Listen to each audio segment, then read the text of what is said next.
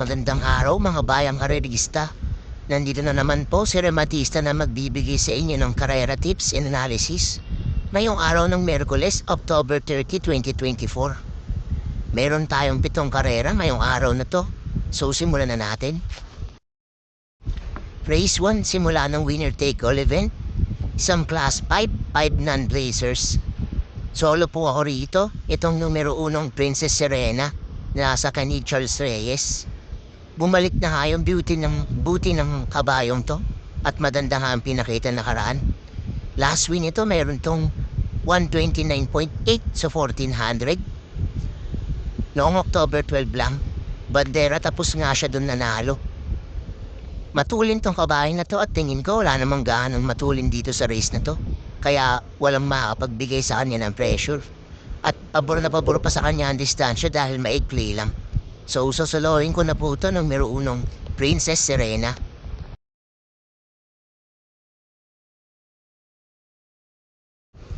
Lipat naman tayo rito sa race 2.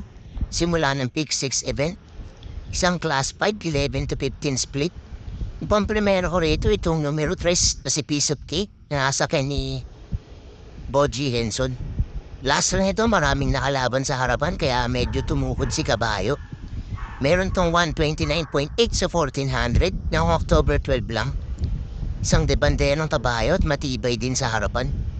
Pabor sa kanya ang distansya dahil 1200 lang.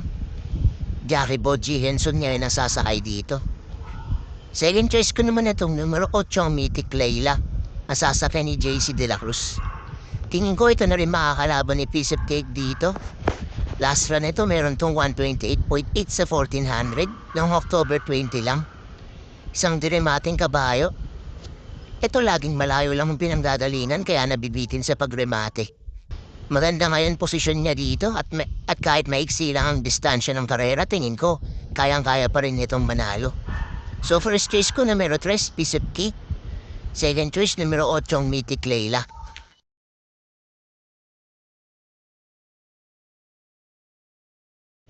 Dito naman tayo sa race 3. Simula ng pick 5 event. Isang class 5, 6 to 10 split. Ang pamprimera ko rito itong numero 3 na si Juice X Machina. Nasasakay ni JT Pabilik. Ito tingin ko lamang sa laban. Last run ito meron tong 128.2 sa 1400 noong September 15 lang. Nasigunda to dun kay La Republica. Isang debanderang kabayo pero pwede rin namang isunod lang dahil may balik naman tong si kabayo. Sanay na rin to sa malalakas na laban. Second choice ko naman itong numero 2 na si Professor Jones sasakay ni CB Garganta. Ito panalo lang din nakaraan. Meron tong 129 flag sa 1400 noong October 12 lang din. Bandera tapos nga siyang nanalo din. Ang ganda ng pinakita ng kabayo nito nakaraan at ang ganda rin ng pagkakadala ng jockey niyang si JB Hernandez. Ngayon change jockey. Si Bigger Ganta naman ang sasakay sa kanya. Tingin ko ito ang mauuna rito at magbibigay ng pressure kay Juice X Machina. 1200 lang naman ang distansya kaya tingin ko kaya naman ang hininga nitong kabayo na to. So first choice ko numero 3, Juice X Machina. Second choice numero 2, Professor Jones.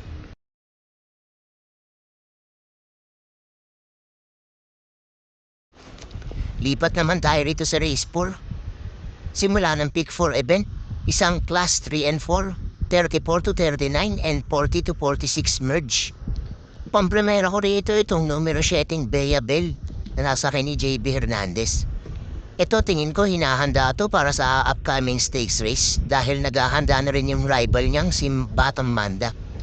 Last win ito meron tong 154.4 sa 1800 meters at siya nga yung nanalo dun sa second leg Triple Crown Stakes race. Isang debanderong kabayo at may balik din tong kabayo na to.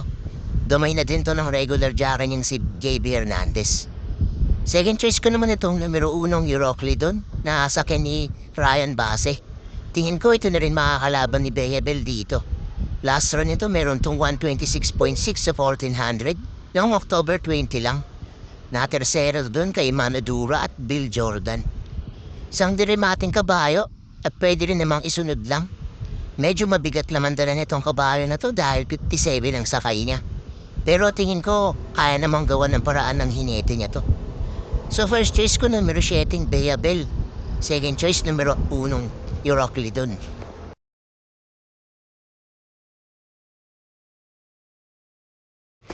Dito naman tayo sa race 5. Huling extra double para sa araw ng Merkules. Isang class 5 split placers. Pampremera ko rito itong numero 7 Quincy, asasakyan ni Aaron Garcia. Ito nakaraan, nabitin lang to sa pagremate. Last run nito meron tong 116.2 sa 1200 noong October 18 lang. Nasigunda to dun kay Justifiable. Ito isang dibanderang kabayo pero pwede rin namang isunod lang dahil may balik din tong kabayo na to. Dito medyo angat na siya sa laban kaya tingin ko makakaraos na. Second choice ko na rin itong numero 3 na si Smiling Lady. Sasakyan ni JC De La Cruz. Tingin ko ito na rin makakalaban itong Quincy rito. Last win ito meron tong 115 flat sa 1200 noong May 29 pa. Isang dibanderang kabayo at may tulin din to. Ito ang magbibigay ng pressure kay Quincy at talagang patibayan na lang siguro sila sa harap. So first choice ko numero 7 Quincy. Second choice numero 3 Smiling Lady.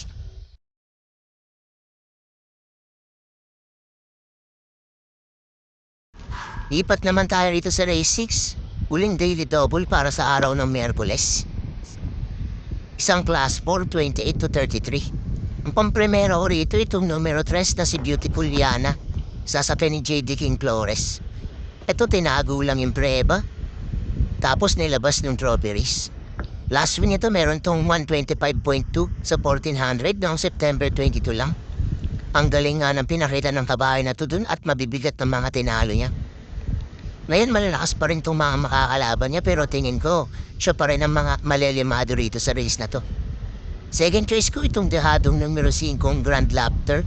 Sasakay ni Pabs Caballero. Last win ito meron tong 113 flat sa 1200 noong October 11 lang.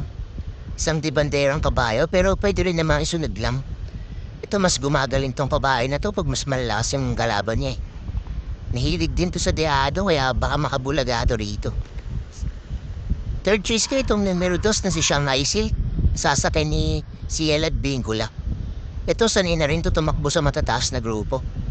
Last win ito meron tong 127.2 sa 1400 noong July 14 pa. Mabibigat din ang tinalo niya din.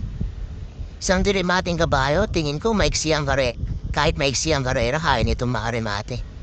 Huwag lang matatabunan sa largahan, baka makadihado pa to rito. So first choice ko numero 3, Beautiful Yana. Second choice numero 5 Grand Laughter. At third choice numero 2, Shanghai Silk.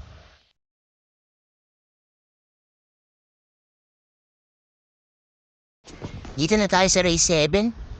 Huling race para sa araw ng Merkules at paratingan na ng winner take all. Isang class 4, 16 to 21 split. Ang pampremera ko rito itong numero 8 Bukawi Rivertown. Sasakyan ni Ace Aguila. Ito talagang matibay ito sa harapan at talagang di bumibitaw. Last win ito meron tong 128.6 sa 1400 noong August 31 pa. Isang dibanderang kabayo at may balik na rin to ngayon. Damay din to ng regular jacka niyang si Ace Aguila. Tingin ko ito ang malilimado rito. Second choice ko naman itong dehadong numero 3 na si Grey Factor. Sasakyan ni Noel C. Lunar. Ito nakaraan nilabas na yung inam dun kay AP Factor. Last run ito meron tong 114.6 sa 1200 noong October 16 lang.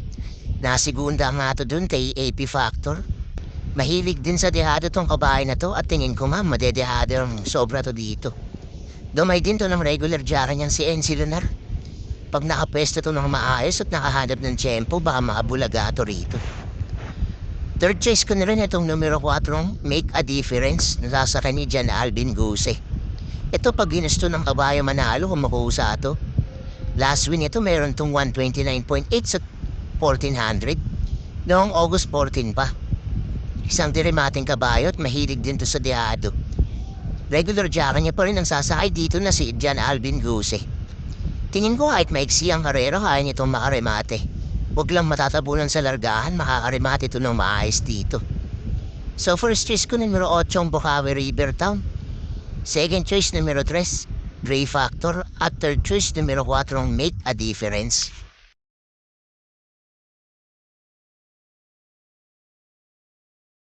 So doon nagtatapos ang ating karera tips and analysis para sa araw ng Miyerkules.